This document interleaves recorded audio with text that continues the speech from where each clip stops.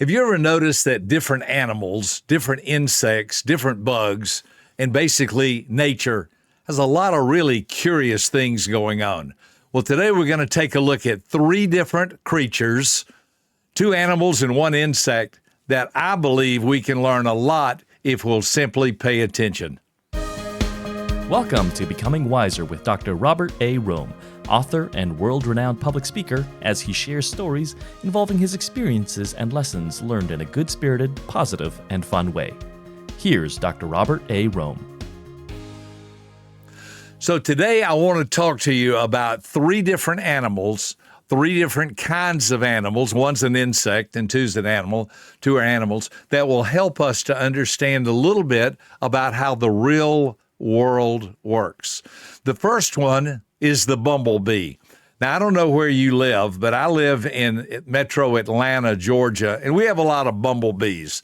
Bumblebees are these big, large, almost round or oval bees that look like they are very, very heavy, and yet they dart around and fly at incredible amounts of speed that seem to make them look like they are basically weightless.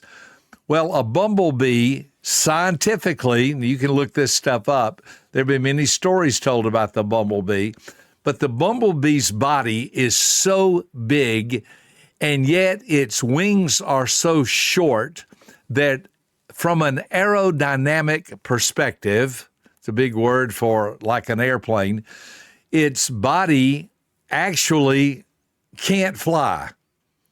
Yep, you heard me right. The bumblebee, scientifically and aerodynamically, in the way it's designed, is not able to fly. Its short wings and its little heavy round or oval-shaped body just does not work right, except for one thing. And here's the punchline. Are you ready? The bumblebee doesn't know anything about this. So you know what the bumblebee does? The Mr. or Ms. Bumblebee wakes up every morning and just goes on about their business, doing things, even though it may be impossible. Now, that's our first creature we want to look at. That's our first insect. I'm saying this, I know I'm being a little lighthearted and having a little fun with you today, but are there ever situations in your life that you just think, this is impossible? Can't do it, won't work, it's just not going to happen? Many, many times I have faced those in my years of life. And do you know what encourages me? The bumblebee. I think about the fact that the bumblebee just keeps on going, keeps on trying, keeps on developing its ability. I read where they took bumblebees into outer space. Now, this is a great illustration. They took bumblebees in a cage, in a small container, into outer space because they wanted to see what would happen when they were weightless. Because the bumblebee is such an unusual creature, its round body, its big round oval-shaped body, and its little short wings. So they took a whole container into outer space with bumblebees. So when they got there, of course, you know, they had this in experiment so they could contain it and take good notes. That once it was in outer space, the astronauts, in a controlled environment, something a little bit bigger maybe than we would think of like a fish bowl or a aquarium kind of environment, they let all the bumblebees out. And the bumblebees immediately noticed there was no effort. They could just float. They could just float. Can you imagine being a bumblebee that works real hard all day, every day to fly, and then all of a sudden you find out, I don't even have to do this. I just can float around. The bumblebees loved it. They observed, those who were taking notes observed. They watched what they did. They still would move their wings, but they were weightless, and they still could fly, and they could kind of turn and maneuver and go forward and back, and it was a whole different experience for the bumblebee because they'd never experienced anything like that. They took notes on them the first day, and Then they took notice on them the second day they were watching them. It seemed like the bumblebees were really enjoying it. In the third day, they were floating around, still in their controlled environment, like a aquarium, like I said, that it was, although it was in outer space, so it was weightless. And then the fourth day they were continuing. They opened up everything to look, and all the bumblebees were dead. On the fourth day, they all died. The astronauts could hardly believe it. They looked to see what happened. Was there not oxygen? Was there not some kind of environment that they could breathe or fly? And they studied it, and they realized the bumblebee was designed to live with a lot of challenges.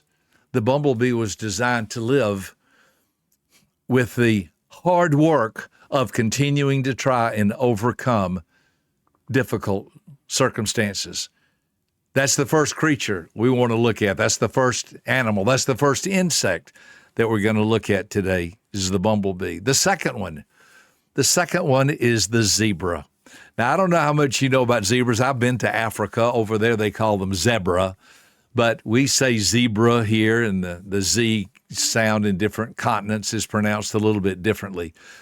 But when mama zebra gives birth to her baby, it's one of the strangest things you'll ever see.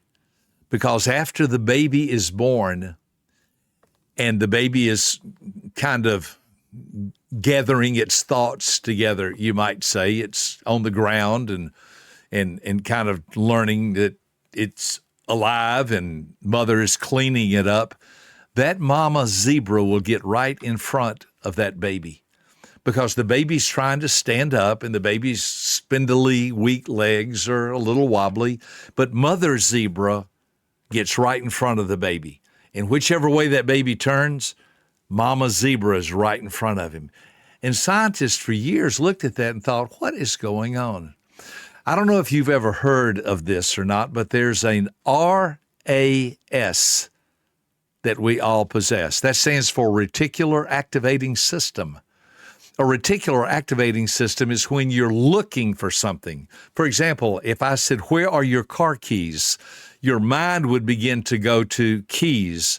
Okay, keys, what do keys look like? Where did I see the keys last? What do the keys, are they on a key ring? Are they by themselves? Is it a keyless key? My mind starts looking for it, and then the next thing you know, I find it. That's because I was looking for it. If I were to say, find a blue shirt, in a matter of seconds, your mind would go through every category of color, every piece of clothing, and start looking for a blue shirt. And in seconds, your RAS, your reticular activating system, would kick in, and you'd be able to find a blue shirt. This is a great gift that our Creator has put inside of us to help us to find things that we're looking for. Mama zebra is training and teaching its baby its striped pattern. Are you aware that every zebra's stripes are different? And mama zebra wants that baby zebra to know, I'm your mom, so I'm going to stay in front of you for about 5 minutes while your reticular activating system kicks in, and you will be able to always identify and know my pattern. I'm your mom. Boy, I love that story. You know why? Who are you looking at in life to try to follow or emulate? I have 3 or 4 mentors. I look at them. I look at the way they do their marriage or their business or their finances or the way they speak to people. I've been so blessed to be around some wonderful people. You know what? The people I follow, they're not jerks. They're not smart alecks. They're wonderful people who love others and care and try to have a better life. I want to be that way. I want to be the kind of person that knows how to be loving and kind and helpful. I don't want to be a gossip. I don't want to talk badly about people behind their backs. I want to know how to handle money correctly. I want to be a good person making a difference in this world. I have to know some people I can follow. I'm like baby zebra, looking at some of these people thinking, I'd like to be like them. I've had some wonderful mentors in my life. Some of the best men I have ever met have helped me to grow and become a better person. Do you have some mentors? Find a couple of people that you say, I want to be like them. Now, let me give you a word of warning. After you get to know some people, you're disappointed and you find out they're not what you thought they would be. I've had that happen. Guess what? Just move on. There are others. Be like baby zebra and find the one that you want to be like, the one that can help you. And then our third creature that we're going to look at today is actually the one I saved the best for last. It's the giraffe. Are you aware that the giraffe is the only animal that gives birth standing up? I know if you're a mom or a lady listening to this and you've ever had a baby, you thought, boy, I didn't want to be standing up when I did that. I've seen all 4 of my daughters born, and it looks like a difficult experience. Well, Mama Giraffe knows when the time comes. So what she does is she braces herself because she knows that the water is breaking and baby giraffe is about to enter the world. But are you ready for this? When baby giraffe enters the world, it's about a 6 to 8 foot fall. Pew! Boom! How would you like to come into the world by being dropped 6 to 8 feet and landing and splatting on the ground? Well, that's what giraffes do. Giraffes give birth standing up, and the baby falls to the ground. If you think that's bad, keep listening. It gets a lot worse. So now that the baby giraffe is on the ground, and it has these long, spindly legs, it can't stand up. It's trying to get its balance. It's trying to get a grip on how to stand up. But Mama Giraffe knows something that's very dangerous. She knows the smell of blood from the birth is in the air. She knows that lions and tigers and other animals that are sensitive to smell can detect when something like this has taken place, and the animals will be on the move quickly in order that they can find some dinner. I've been to Africa. I have been on safaris. I have been in hot air balloons overlooking incredible creatures. But the giraffe with its long neck and its long arms, but it gives birth standing up, and baby giraffe, bam, hits the ground. Now, here's what Mother Giraffe, if it was not already shocking enough that she gave birth standing up and baby giraffe has fallen 6 to 8 feet and splattered on the ground and is trying to stand up, Mother Giraffe gives it about 2 or 3 minutes. And then, in her loving way, she walks up and kicks it. Yes, you heard me right. She kicks her baby. And then she kicks it again because she's trying to get that baby. Come on, get on your feet. Let's go. We need to move. Come on. She'll nudge it. She'll push it. She's doing all of this because she loves her baby and does not want her baby to be lion or tiger dinner later tonight. So she'll kick it and push it. It's a remarkable thing. Scientists who have watched this thought, this looks very harsh, but the reality is Mother Giraffe loves her baby, and she very quickly teaches it how to stand up while I'm licking you off and cleaning you up. And now you're on your feet. I know you can't walk real quickly, and I know you can't run at all. Follow me. Let's leave. We're getting in the woods. We're getting in the bushes. We're getting in the country where we will not be eaten by ferocious animals. It doesn't seem to be a loving, nice thing to do, but it is, because the mother knows I need to raise this giraffe to be healthy and whole and strong so it can stand on its own 4 feet. Now, we've taken a look at 3 creatures today. I hope you will be like a bumblebee. I hope you will think, this may be impossible, but I got to keep trying. And if I want to get to a place where I have nothing to do, I'm just going to lay around all day and be lazy and sorry. The bumblebee knows that's when I die. I can't do that. I've got to work. I've got to keep going. I've got to let these wings of mine flap really, really fast to carry this heavy body. I have to work. I have to overcome obstacles if I want to live and achieve victory. Thank you for a bumblebee. Thank you to the zebra for teaching us. Keep your focus. Stay your mind and your eyes. What are you looking for? Stay in touch with it. Look at it.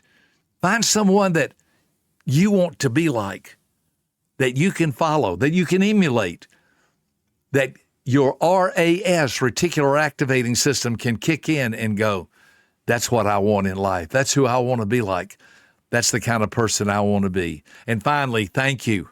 Thank you to the giraffe who teaches us this may be hard and other people may not understand, but I'm trying to have a great life.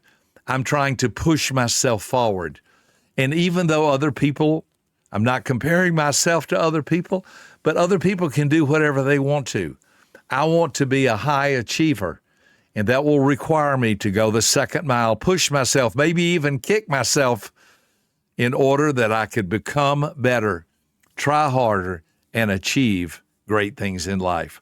I hope the next time you see a bumblebee or a zebra or a giraffe, you'll smile and think, who would have ever thought that creatures like that could give me guidance in life, how to become the person I want to be. I'm Dr. Robert Rome. I hope this has been helpful. I look forward to our next time together on another podcast real soon. Thank you so much. For more information about this podcast, please visit www.becomingwiserpodcast.com.